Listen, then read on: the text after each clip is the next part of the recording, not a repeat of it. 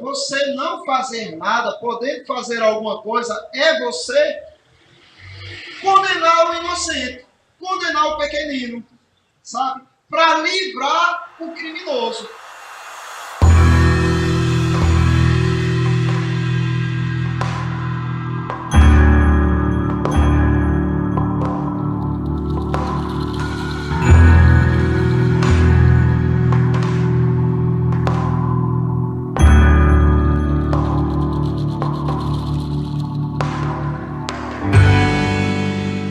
Nós estamos estudando sobre o cuidado do Senhor Jesus Cristo pelos seus pequeninos. Quanto ele é zeloso, certo?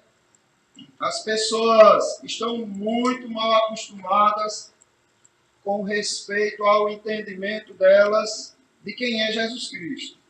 As pessoas veem Jesus Cristo como aquele que veio para morrer. Elas esquecem que ele já morreu, já ressuscitou e que agora ninguém mais toca nele, não. Porque ele veio para que tocassem nele. Eu serei entregue nas mãos de pecadores e farão isso. Ele descreve tudo que vão fazer contra ele. Mas ele deixou bem claro: a minha vida eu dou espontaneamente. Ninguém atira de mim. E quando Pilatos, ele diz: nenhuma autoridade teria se do alto não tivesse sobre mim, se do alto não tivesse sido dado a você. Então observe o que Jesus Cristo está dizendo: que ele é Deus e que ninguém toca nele, não. E que se ele quisesse, ele destruiria tudo e todos num instante só. Viu lá aquele filme lá dos Vingadores, não é? Que o Thanos faz assim, ó, e os caras começam a desunerar. Aquilo não é nada para o que o Senhor diz que... Porque pessoas pensam assim, né? Que o Armagedon vai ser assim. Vem Jesus Cristo num cavalo branco com espada lutando contra Satanás e os anjos lutando contra os demônios e aquela luta e aquela batalha. Enganação, não vai ter isso não. Satanás, ele vai ser solto e ele vai atacar o povo de Deus com toda a fúria que ele tem. Só que a Bíblia lá em Apocalipse diz que quando ele se levantar, quando ele intentar, o Senhor aparece. E ele vai ser destruído, ele vai ser lançado nas trevas, somente com a aparição do Senhor Jesus Cristo. Paulo diz que ele será derrotado pelo sopro da boca do Senhor. Satanás, entendeu? Essa ideia de que Jesus é amor, e Jesus é amor, para os seus escolhidos ele é, para os seus pequeninos ele é, ó, o quão ele é amor. Mas qualquer que escandalizar umzinho dos seus pequeninos, dos pequeninos que creem em mim, melhor para essa pessoa seria que ela pendurasse ao pescoço uma pedra de moinho e se submergisse na profundeza do mar. Essa pessoa teria uma morte mais feliz do que ter que me encarar por escandalizar um pequenino meu. Porque seria bem-aventurada comparando ao que eu vou fazer com ela. Jesus Cristo é Deus de ira, irmãos. A gente tem que lembrar disso também, certo? E a gente está estudando sobre isso, sobre o quão zeloso ele é com seus pequeninos, o quão ele ama. Esses pequeninos nós temos visto. Não significa que são apenas as crianças, mas todo aquele que crê nele. São os pequeninos do Senhor que ele cuida e preserva. Então, cuidado para que você, como crente, não escandalize, não prejudique, não faça com que um pequenino do Senhor sofra por conta do seu comportamento ou de suas palavras. Certo? Temos que ter todo cuidado. Mas imagine a situação do ímpio, na condição que está, quando escandalizam os pequeninos, né? Quando fazem tropeçar os pequeninos do Senhor. O Senhor Jesus Cristo disse isso no contexto onde ele vai contar uma parábola, que é a parábola da ovelha que se perde, que se desgarra. Certo? Então o Senhor, ele vai falar como é que um verdadeiro líder tem que se portar diante dos seus pequeninos, dos pequeninos de Jesus. e ele diz, olha, tem 100 ovelhas no aprisco. E o líder está lá, né? Guardando. Só que ele não percebe, fugiu uma. E ela se desgarrou e está por aí. Ninguém sabe nem o que está acontecendo com ela. Um líder mercenário diz, não, já tem só uma, né? Tem 99, daqui a pouco outros não criam, eu vou lá ter trabalho com essa ovelha nada. Então, o comodismo dos líderes fazem com que eles entrem numa situação dessa. Porque o escandalizar um pequenino não é somente você fazer um mal contra eles, mas é você também impedir, deixar de impedir que o mal venha sobre eles. Né? Que é o que a gente vem vendo na nação. Por exemplo, por que se tem uma luta para que seja liberado o posse de arma? O porte e a posse de arma. Por quê? Para as pessoas boas, para as pessoas decentes e honestas, que elas possam não só defender a sua vida, como a vida dos seus filhos, caso um marginal entre na sua casa ou aborde ele na rua. Para que ele possa defender também o inocente que ele vê que esteja sendo abordado. Olha, eu vi uma informação que me deixou impressionado. De uma entrevista de uma pessoa que estava dizendo o seguinte, olha, não teve os dois atentados, um atentado, aonde um cara entrou lá nos Estados Unidos em um cinema, no filme do Batman, e saiu matando um monte de gente, não tem? E outro atentado que um cara entrou na escola e saiu matando meio monte de gente. A pessoa trouxe a seguinte informação, de que essa pessoa saiu armada, e ela passou por várias escolas, e escolheu uma escola mais distante para entrar e meter bala. E esse outro também passou por outros cinemas e foi para um mais distante para meter bala dentro do cinema. Sabe por quê? Porque essa pessoa sabia que aquela escola, os professores poderiam entrar armados. E na outra escola, ele ficou sabendo que era proibido ao professor entrar armado. A mesma coisa do cinema. O cinema era liberado a alguns que o cidadão entrasse armado para sua defesa. E teve um cinema que era proibido que ele entrasse, que entrasse pessoas armadas. E ele conseguiu entrar, tanto na escola como no cinema. E meteu bala. Por que ele não escolheu as escolas anteriores ou os cinemas anteriores, onde as pessoas podiam entrar armadas? Vocês sabem dizer? É. Verdade. Porque ele sabia que quando ele fizesse assim, pá, só matava um. Entendeu? E se matasse, porque podia ser que quando levantasse já fosse alvejado. Mas entendam, isso que estão tentando fazer é para que o cidadão possa se defender. Não só a sua família, como também algum inocente que estiver sendo assassinado. Não, vou explicar em duas ocasiões. Em duas ocasiões, o Senhor mostra-nos que o crente pode andar armado. É lógico, se for autorizado, né? Se for legalizado, é lógico. Não de forma desonesta, que não seja legalizado. Mas, por exemplo, quando Pedro arrancou lá a orelha do soldado, vocês lembram? De quem era aquela espada? Dele. Ele andava armado ao lado de Jesus Cristo. E por que Jesus Cristo nunca recriminou ele por isso? Hein? Vocês sabem dizer? Por que o Senhor Jesus Cristo nunca recriminou Pedro por andar armado ao lado dele? Porque é normal, pessoal. Você tem que ter o seu direito de se defender. Agora, Jesus Cristo recriminou ele de ter usado de forma indevida. Porque se as autoridades foram prender Jesus Cristo, ainda que injustamente, eram autoridades. E eles não estavam matando Jesus Cristo. Jesus Cristo ia passar por um julgamento, um monte de coisa, que foi injusto também. Mas entenda, ele usou de forma indevida contra uma autoridade. Aí Jesus Cristo recrimina. Mas observe, Jesus Cristo mandou ele jogar a espada fora.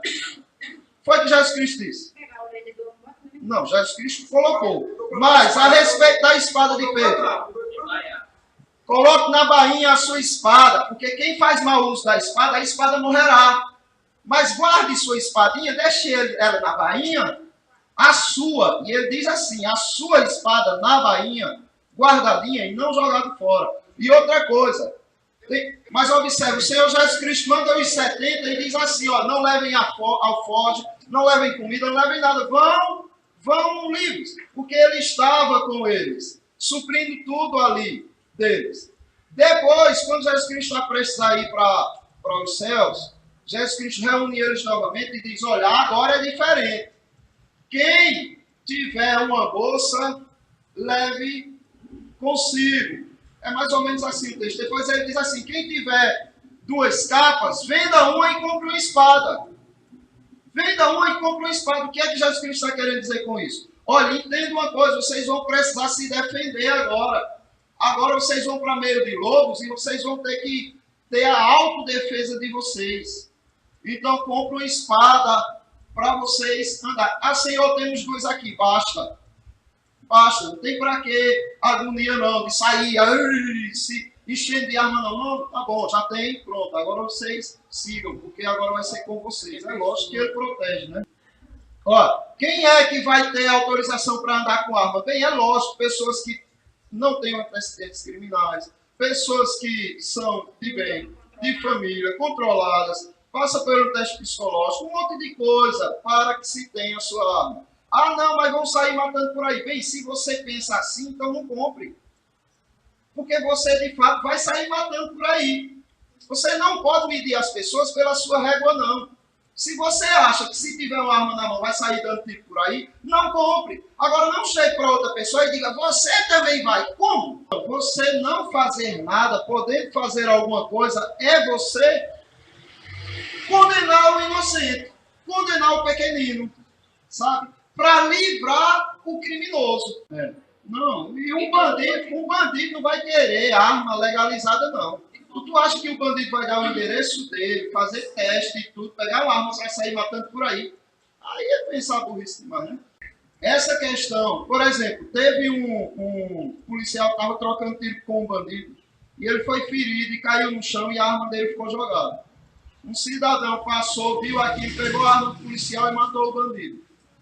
Bem, os bandidos iam pensar, feito que o Ivan colocou, milhares de vezes antes de tentar fazer alguma coisa, porque ainda que o do assalto foi rendido, não tem como ele se mexer aqui, certo? Mas quem está passando nas costas dele, né? Os líderes, eles têm a responsabilidade de ir atrás da ovelha que se desgarrou, têm a responsabilidade de defendê-las, de protegê-las dos lobos, tá certo? Em todos os sentidos. Em todos os sentidos. É responsabilidade do pastor cuidar das ovelhas. É o que Jesus Cristo diz em sua parábola. Ele deixa lá em segurança as 99 e vai atrás da que se desgarrou. E ele só volta quando a encontra, fazendo festa. E os seus amigos alegres com essa postura, certo? Eu pergunto aos irmãos, até onde deve ir? Até onde o pastor deve se entregar para cuidar das ovelhas? Para proteger as ovelhas? Qual é o limite da entrega do pastor? Certo? Entregando até a própria vida. Foi isso que Jesus Cristo disse aos apóstolos. João 15 é o 12. Então, Jesus Cristo mandou que nós nos amássemos uns aos outros, né? De que maneira? Como Ele nos amou. Aí depois Ele vai explicar como é que Ele nos amou. Como foi? Dando a sua própria vida em favor dos seus amigos, em favor das ovelhas. Então, amem como eu vos amei. Certo? Então, nós devemos estar prontos a tudo para proteção dos pequeninos do Senhor. Aí João chega e repete o que Jesus Cristo disse. E não é só o obreiro, o pastor, o líder pelas ovelhas, mas é uma ovelha pela outra. Esse é o sentido do Evangelho. De você dar a sua vida para que o seu irmão seja protegido. Entenderam o quão sério e quão responsável nós somos diante do Senhor? Quer cumprir isso que o Senhor está dizendo aí? Não escandalizar um pequenino? Esteja pronto a morrer por ele. Agora, as briguinhas em igreja só mostram o quanto a igreja está longe disso que nós lemos agora. Precisamos estar no meio deles. Agora, é lógico, sendo luz. Né? Não significa que você vai bater nas costas católicas e dizer eu estou com você em tudo. Não, você vai nas costas dele e diz o seguinte, olha, nós vamos até aqui, só que daqui para frente tem algumas coisas que não batem. Vamos sentar e ver quem está com a razão. Ah, eu não quero. Então pronto. Aí a gente vai até onde se pode. Não é como, por exemplo, o Éder falou, a defesa da família contra o comunismo. Por que a gente não vai se unir com quem é a favor da família? Vai sim, entendeu? Aí o povo fica nada a ver, os abestalhados, porque Mourão disse de Bolsonaro, é maçom, toma evangélicos, toma. Quem disse que a gente está atrás de pastor? A gente já tem pastor. A gente quer um presidente, se ele é maçom, espírita, e daí? Eu quero que ele cuide da família, eu quero que ele dê liberdade de culto. A gente não quer que esse presidente dê prioridade ao cristianismo, não. A gente quer que ele dê liberdade de culto. Olha, tem um bandeira ali fazendo um banda na casa dele, pronto, não está machucando ninguém, então deixa ele fazer, entendeu? Agora, deixa o cristianismo também ter a autonomia de falar o que ele precisa falar, mas porque é maçom, e daí? Deixa ser, não, a gente quer um pastor não, a gente quer um presidente. Eu quero saber de vocês agora, se vocês acham que existem líderes ou crentes que são assim como o Senhor manda. Melhor, eu quero saber se é possível. Vocês acham que é possível alguém ser como Jesus Cristo falou ali, como João, o apóstolo, falou? Olha, dê a vida pelo seu irmão. Vocês acham que é possível? Existe pessoa assim. Acha que existe? Ou não? Achas tu? Mas está difícil de encontrar. Mas que existe, não é? Existe. Porque o Senhor não falaria se não existisse. Agora, veja bem. Justamente. Então, veja bem. Se você observar, até entre os ímpios, Deus faz acontecer coisas assim. Certo? Até entre os ímpios. Um ímpio dá a vida por outra pessoa. Por exemplo, aquele mendigo, né? Tinha um cara batendo na esposa, com um revólver apontando para ela, dizendo que ia matá-la. O que foi que o mendigo fez? Partiu para cima dele, desarmado, se agarrou com ele, levou uns tiros e morreu. E a polícia foi lá, pegou o cara e a mulher foi salva. E o mendigo. Tem pessoas que ainda fazem assim, nem sempre, e muitas vezes nem crentes são. Teve outro que eu fiquei impressionado. Um segurança de Israel estava num jogo de, acho que era basquete. E aí alguém jogou uma granada no meio da quadra. O cara não pensou duas vezes. O fortão feito Sandro assim correu e pulou em cima da granada e se deitou em cima da granada.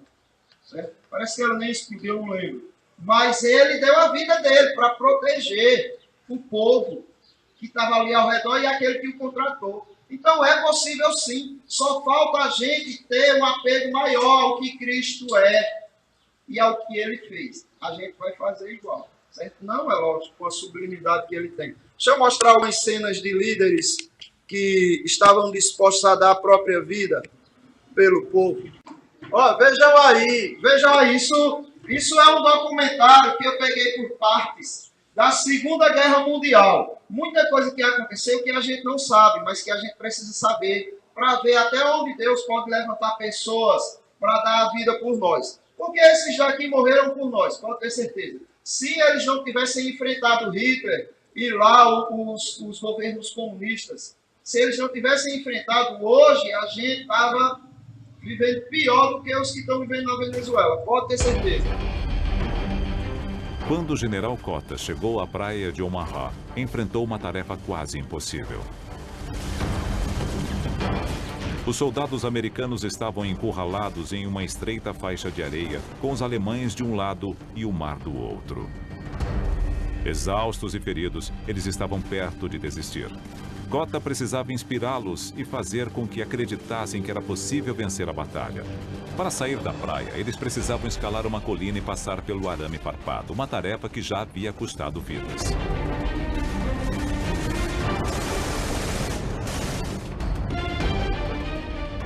A ajuda viria do mar.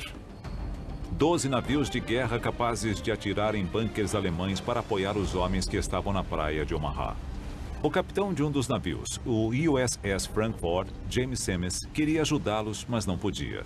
Ele havia recebido ordens de esperar. Sua tarefa não era salvar soldados na praia, mas proteger a vulnerável frota de navios parados no oceano. Naquele momento, isto fazia com que o general Cotta e seus homens estivessem por conta própria. Vamos sair da praia! A primeira parte do plano de Cotta, sair da praia, havia funcionado. Eles conseguiram explodir um buraco na barreira de arame farpado.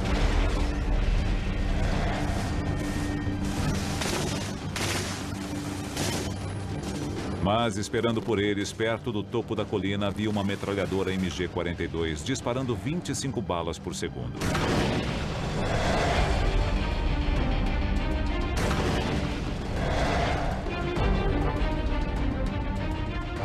Um dos homens de Cotta se ofereceu para desafiar a metralhadora mais rápida do mundo.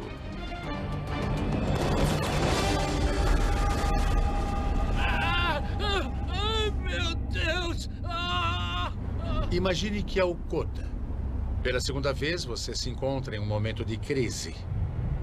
Um homem foi atingido e grita em agonia. Os outros soldados assistem. Eles começam a hesitar. O que você faz?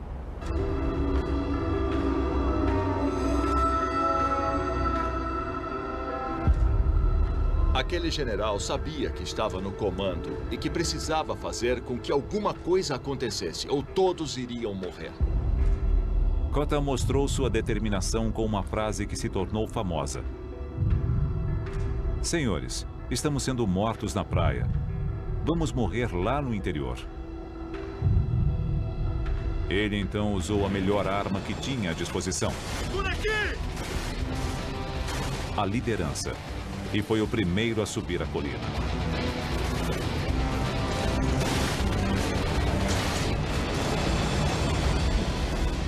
A decisão de um comandante fez com que ele agisse de um modo que inspirou os seus homens. Este foi o momento de uma grande reviravolta na batalha pela praia de Omaha.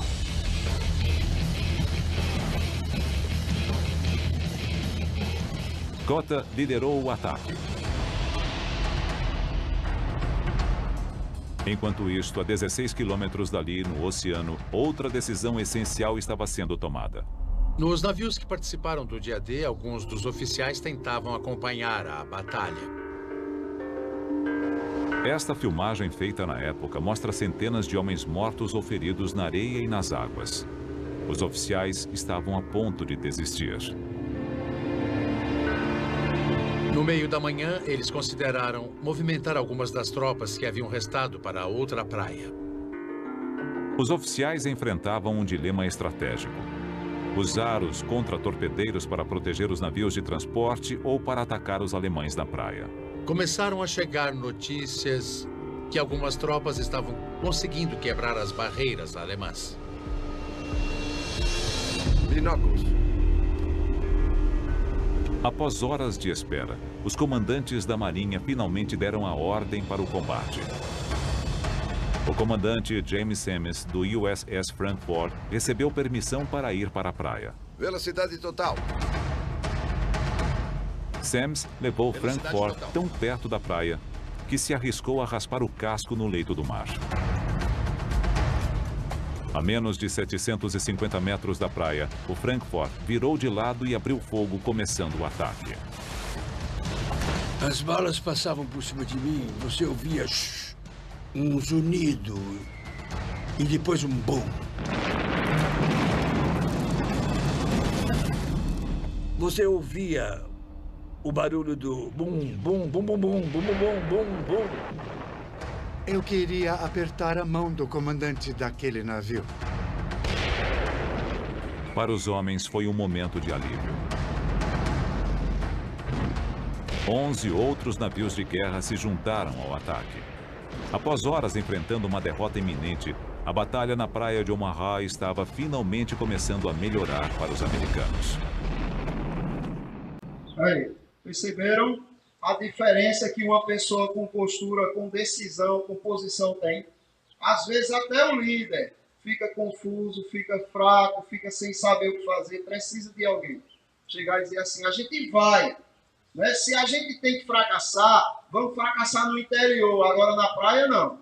Né? De onde vem a frase, morreu na praia, é daí. Certo? Só que o comandante lá disse aqui não.